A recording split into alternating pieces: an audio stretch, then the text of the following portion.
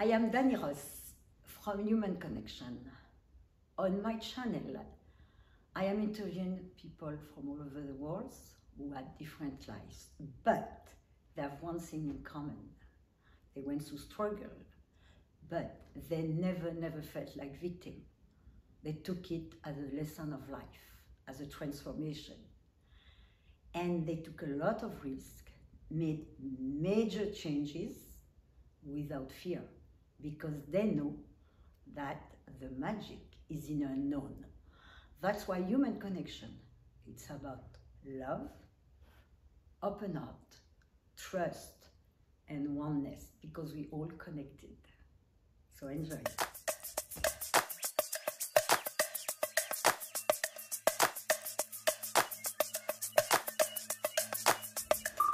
Bonjour Brigitte, merci d'avoir accepté mon invitation. Bonjour Dani, en fait c'est un vrai plaisir d'être ici sur ta chaîne et de te voir. Okay. Alors, raconte-nous ton histoire.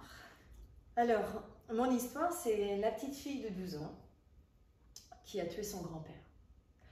Et c'est une histoire qui m'a suivie pendant plus de 36 ans et qui m'a amenée dans la culpabilité, le doute, les peurs de parler. Donc en fait, je viens d'une famille française, vivant en France, donc l'éducation en France est quand même plus stricte que dans certains pays, notamment les États-Unis dans lesquels on se trouve en ce moment. Et donc, à l'âge de 12 ans, il s'est passé un incident crucial j'ai eu tellement peur de pouvoir dire la vérité à ma mère que je l'ai gardée en moi. Et donc, voilà. Et pour combler ce manque d'amour, j'étais vraiment dans un espace tellement inconfortable de peur que j'ai excellé dans tout ce que j'ai fait dans ma vie. Donc, c'est vrai que j'ai eu plusieurs vies sur cette vie-ci et j'ai toujours été vraiment successful. Donc, de maître nageur, j'étais une athlète de haut niveau avec la natation, championne de France, ensuite mannequin. Et de l'autre côté de la caméra, je suis passée à l'arrière. Encore une façon d'exprimer ce que je ressens de l'intérieur, mais j'étais plus confortable de l'autre côté de la caméra que devant la caméra. Donc, bien sûr, parce que étant donné que tu vivais avec cette culpabilité derrière toi toujours, dans un sens, je pense que tu te cachais, mais en même temps, tu voyais le monde et tu voulais exposer le monde. Exactement. Alors voilà. Comment as-tu te libérer de tout ça? Alors justement, je mettais les gens en lumière. Et c'est vrai que la lumière, c'est primordial. Mais il y a également le shadow, il y a l'ombre et la lumière. Oui. Comme l'homme et la femme, absolument. Le blanc et le noir. Oui. Et dans notre vie, c'est exactement la même chose. Toujours. Et lorsque l'on vit des moments d'ombre, des moments qui sont inconfortables, c'est dur à accepter. Bien sûr. Et donc, notre vie est complètement influencée par nos histoires. Et ces 36 ans de doute, de culpabilité, de peur de m'exprimer, j'ai réussi à le faire derrière la caméra. Et donc, j'ai été très successful. Je vais oublier le nom en français. Ouais, peu importe. Whatever. So, donc, cela m'a donné cette force de l'intérieur de m'exprimer. Et je suis repassée à travers une période très sombre dans les années 2004-2008. Et cette période m'a ramenée justement encore plus dans mon enfance. Oui, parce que cette petite fille devait faire face à son histoire, à ce qu'elle croyait. Alors, absolument. Comment tu t'es libérée? À quel moment tu t'es libérée de cette histoire? Alors, avec ton grand-père? J'ai eu la chance de rencontrer une personne qui m'a amené l'éducation landmark. À l'époque, je vivais à Montréal et j'étais vraiment dans le milieu de la mode. Je ne lisais pas, j'étais vraiment pas du tout dans la spiritualité. Et Landmark Education, en fait, nous apprend à mettre le passé là où il appartient. Et évidemment, avec toute l'histoire que j'avais, plus l'histoire que je vivais à l'instant même, ben, moi, c'était l'histoire d'avoir tué mon grand-père. Et là, c'est donc là, je suis revenue et j'avais vraiment besoin de m'exprimer pour me libérer. Et ce matin-là, 5 h du matin, j'appelle ma mère qui est en France et je lui expose, je raconte qu'est-ce qui s'est passé avec cette petite fille de 12 ans et son grand-père. Donc, mon grand-père était le père de ma mère. Et là, je lui ai demandé en fait si elle pouvait me laisser parler sans m'interrompre. Et ce qu'elle a fait. Et là, je lui ai raconté toute cette histoire, que cette petite fille, bon, on vient d'une famille très modeste, on venait de descendre de Paris, dans une maison qui nous semblait tellement grande, et on avait un grand jardin, avec un chien qui était avec une laisse, pour la première fois. Et mon grand-père, que j'ai toujours vu avec un bandage sur l'œil, ramassait des pêches. Et là, je reviens de l'école, j'appelle mon chien court, et avec la laisse, il prend les jambes de mon grand-père tombe, je crie, ma mère arrive, elle appelle l'hôpital arrive, le SAMU arrive, il le transporte, et 2 jours après, j'apprends la mort de mon grand-père. Donc, terrible. Je n'avais rien dit à ma mère qu'est-ce qui s'était passé, oui. Comment ça s'était passé. Mais quand j'ai appris cette mort, ben dans moi, j'ai dit, oh my God, j'ai tué mon grand-père. Ah oui, terrible, quel poids à porter. Et tu ne voulais pas lui dire? Ben, je ne pouvais pas, parce que c'était tellement douloureux. Et des conséquences. Je ne savais même pas comment elle allait réagir. Donc, en fait, je suis restée dans cette peur de m'exprimer. Et là, donc c'est là que j'ai commencé à exceller dans tout pour me faire aimer. Mais voilà. Et ma mère, alors donc ma mère à ce moment-là me dit, oh my God, elle me dit, mais pourquoi tu n'as jamais rien dit? Parce qu'en fait, ton grand-père avait le cancer. Et à cette époque-là, c'était dans les années 72, son cancer était devenu à un tel point que les docteurs lui donnaient que 3 mois à vivre. Il n'y avait plus de médicaments qui pouvaient soulager sa douleur. Et le cancer avait rongé tout l'intérieur. Et ça faisait depuis des années qu'il dormait assis. Et lorsque le SAMU est venu le chercher, ben, ils l'ont allongé et automatiquement, ben, il s'est étouffé. Et ma mère, me racontant ça, elle me dit, mais tu te rends compte, tu lui as permis de partir, de mourir en toute dignité. Oh. Et elle me dit, mais c'est un cadeau de vie que tu lui as fait. Parce que tu lui as permis d'arrêter cette douleur, cette souffrance. C'était une souffrance. Et ce qu'il y a avec ça, c'est que j'entendais ma mère, ça lui a permis également de se soulager de cette douleur, bien de ce poids. Mais moi, ce que j'ai vu, c'est le courage de ma mère. Parce que c'est elle qui le soignait, enlevait les bandages chaque jour. Et vous ne saviez pas? Personne dans la famille. On ne savait pas. Un enfant de 12 ans, on ne sait pas vraiment qu'est-ce que c'est qu'un cancer à ce moment-là. Et donc, je n'ai jamais entendu mon grand-père crier de douleur, j'ai jamais entendu ma mère dire « Oh, je peux pas » ou crier également, ou montrer comme quoi c'était douloureux. Donc, j'ai ressenti tellement le courage de ma mère, le courage et la force d'être de mon grand-père. Donc, pour moi, c'est vraiment le legacy. Oui. C'est ce qu'ils nous transmettent. On transmet toujours. C'est ce qui nous laisse. Ouais. Exactement.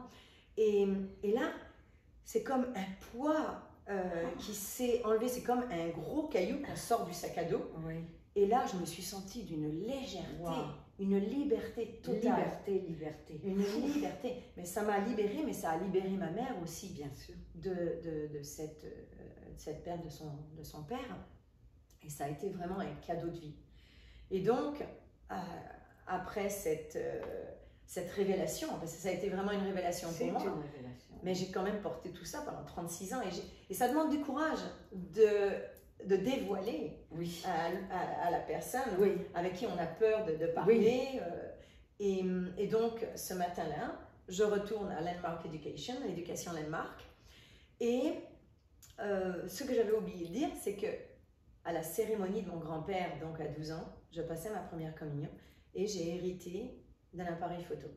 Et c'est pour ça que j'ai toujours vu à travers la caméra la beauté de la vie. Mais de l'autre côté, j'avais besoin de m'exprimer autrement Oui. pour voir cette beauté. Et donc, quand je suis retournée à Landmark Education, ce jour-là, le leader, donc, il prend une craie et sur son grand tableau, il commence à tracer une ligne droite. Et là, il commence par s'exprimer en disant le vide, l'immensité, l'univers, la créativité, l'espace, les possibilités. Et plus il racontait, plus il sortait un mot et un mot, je ressentais une puissance, quelque chose passant par mes pieds et monter à l'intérieur de moi, mais avec une puissance qu'à un moment donné, je disais, mais il n'y a rien là, il n'y a rien là, il n'y a rien. Mais je sentais que ça allait exploser en moi. Mais je ne savais pas qu'est-ce qui se passait. Oui. J'avais jamais vécu. C'était l'inconnu. C'était vraiment un inconnu total.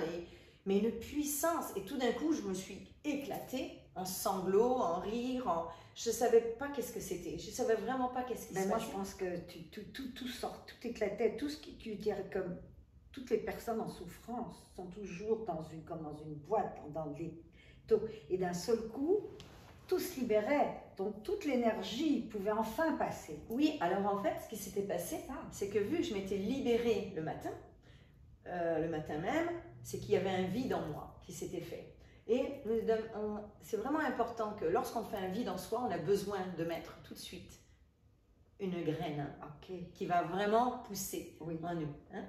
Et là, c'était justement chaque mot qu'il disait, c'était quelque chose d'immense, la créativité, l'immensité. Et c'est là où sont les possibilités, l'espace. Et c'est là où justement, lorsqu'on rentre dans cet espace, c'est là où on peut trouver, c'est comme vider quelque chose. On fait de la place pour autre chose. Exactement. Ouais. Et donc, c'était de la puissance qui montait en moi. Et là, j'ai éclaté en breakthrough, une percée. Et je suis passée au-dessus des nuages. Et dans l'univers où tout a été d'une clarté, mais j'étais capable de voir passé, présent, futur. C'est comme on tire sur un fil du dénominateur ou un fil, un pull où il y a un nœud et on retire doucement. Et là, c'est ce qui s'est passé. Et j'ai tout vu. J'ai vu ma vie entière, j'ai vu le présent, quelque chose de splendide.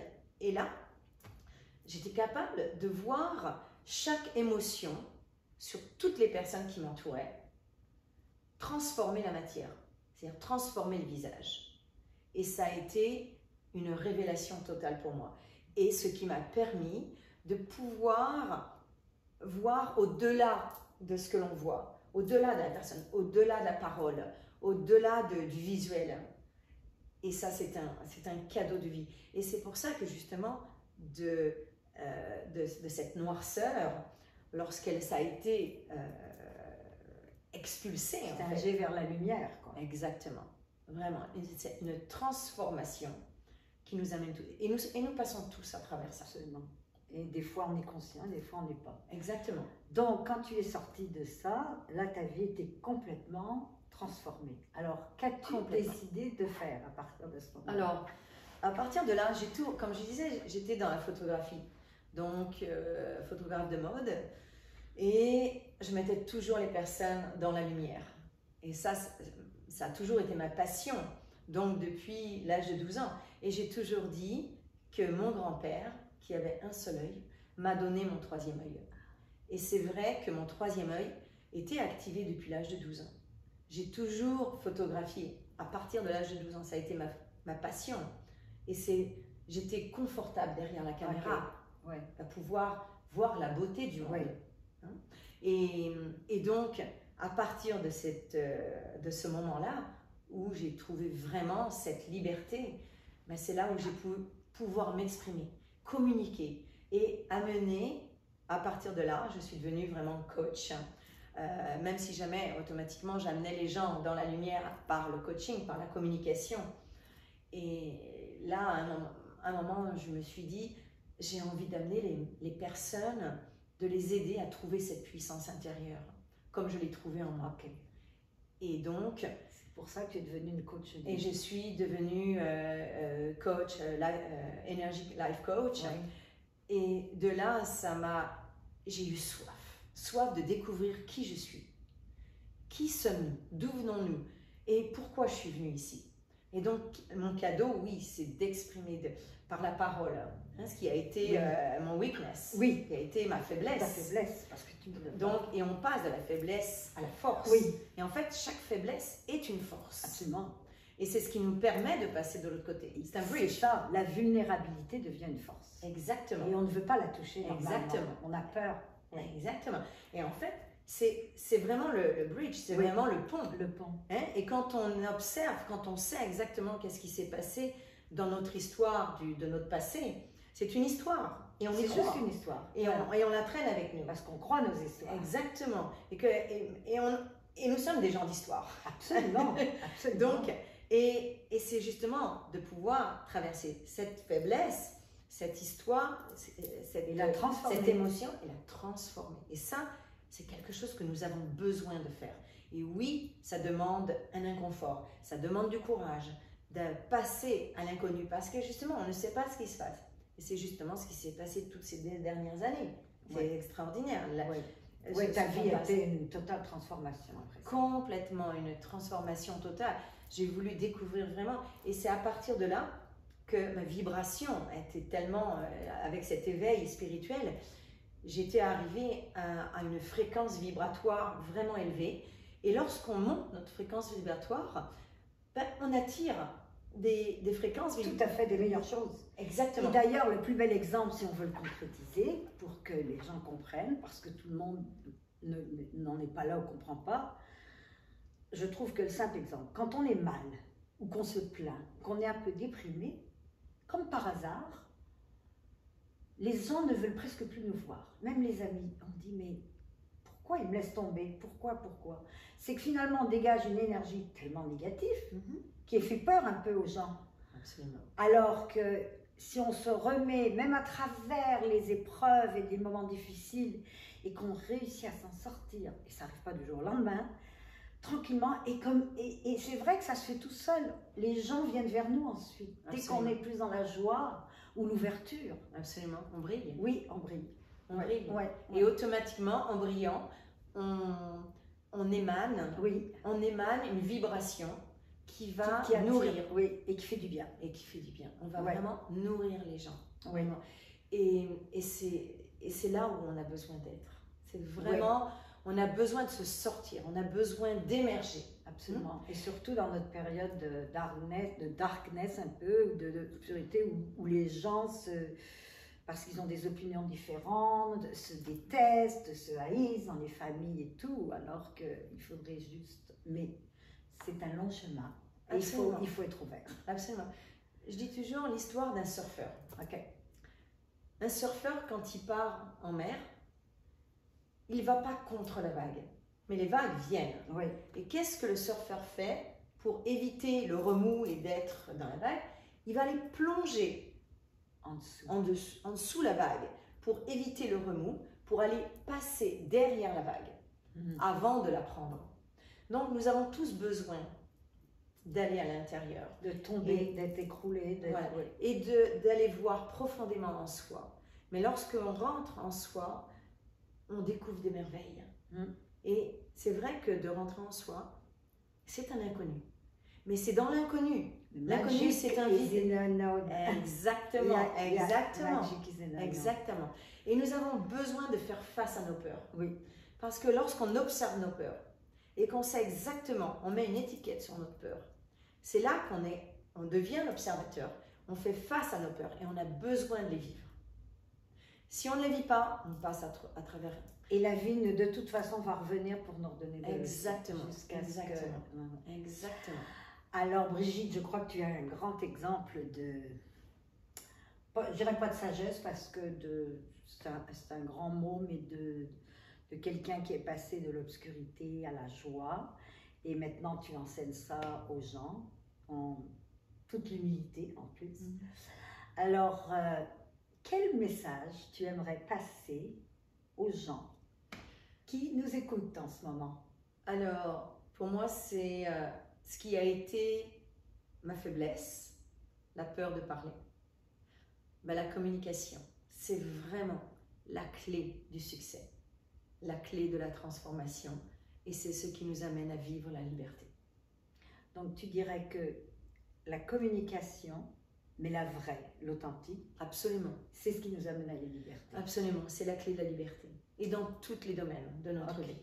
Et ce qui est dans le domaine relationnel, c'est ce qui permet d'éclaircir la distance, Mhm. l'espace Mhm. entre deux personnes. Ouais.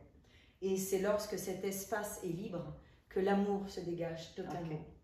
Et lorsque l'amour se dégage totalement, ben, on peut créer. On Ce peut que- créer. Voilà. Alors, merci Brigitte. Merci beaucoup, Merci c'est un grand pour plaisir. tous ces beaux messages et de nous apporter de ta lumière. Merci.